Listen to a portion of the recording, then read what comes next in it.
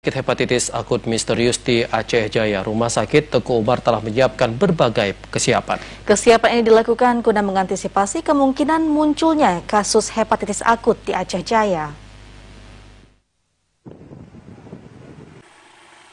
Dalam rangka mengantisipasi adanya kasus hepatitis akut yang bisa menyerang Aceh Jaya, Rumah Sakit Teguh Umar Calang Aceh Jaya telah menyiapkan berbagai persiapan. Saat ini pihak rumah sakit telah menyiapkan berbagai kesiapan dari petugas medis hingga ruang khusus yang diperuntukkan untuk perawatan bagi pasien jika nantinya kasus ditemukan. Walaupun demikian, berdasarkan data yang didapatkan dari pihak Dinas Kesehatan dan rumah sakit setempat, untuk kasus hepatitis akut belum ada laporan ditemukan di Aceh Jaya.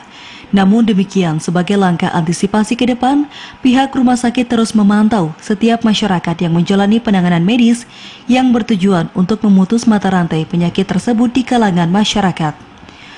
Apalagi di beberapa daerah lain sudah ada kasus yang ditemukan hingga menyebabkan kematian.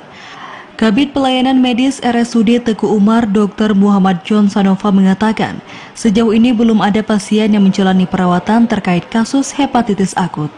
Meski begitu, pihaknya terus melakukan sosialisasi perihal gejala dan tanda-tanda klinis penyakit yang diderita pasien hepatitis kepada tenaga medis guna mengantisipasi penyakit tersebut.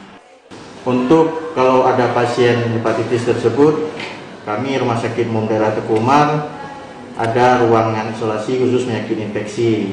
Kemudian yang sering terserang biasanya seperti kita lihat di berita-berita adalah anak-anak yang gampang terserang.